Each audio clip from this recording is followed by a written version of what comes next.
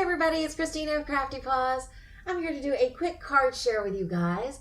This is a single layer card, but I think it came out looking really special because I decided to do a full scene, some spotlight Copic coloring, and a lot of doodling to create the scene.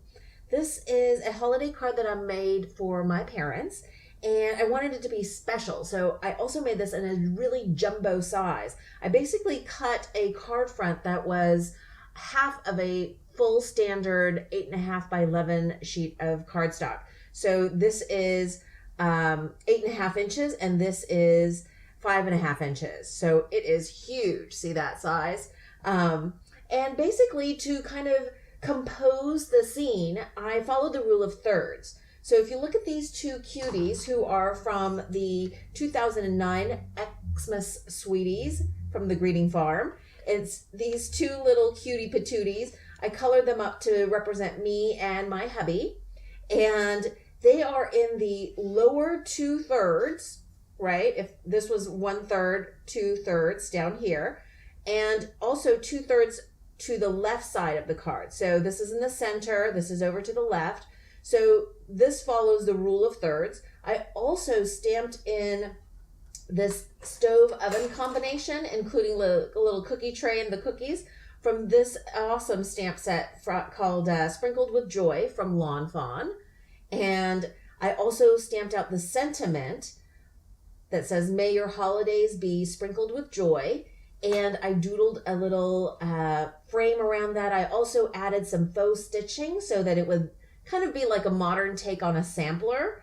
And for all of this doodling, I used Copic multi-liner pens. This is a 0.03. That's the super fine lines for the faux stitching. And then for all of the other designs, which I'll kind of walk you through, I use the Copic multi-liner 0.1.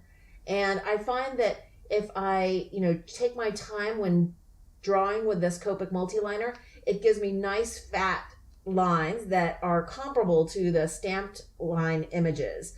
So basically, I designed the rest of the kitchen to kind of fit with these main components that take up 2/3 of the card. And then I doodled in some cabinets.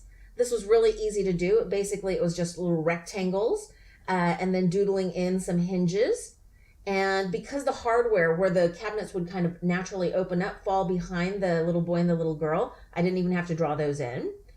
For the hood or range hood, I just made sure that it was directly centered over the stove oven combination. And it's basically a rectangle, a trapezoid, and a super thin rectangle. For the background, I wanted it to look like, tiled walls in a kitchen. So I just basically made little squares. So I basically made a grid, 3/4 of an inch wide, each vertical, and then the same on the horizontal.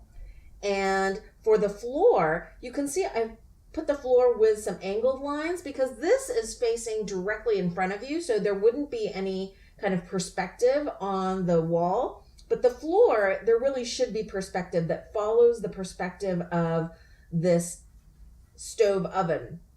And the way you do that, I just want to do a quick little tip for you guys.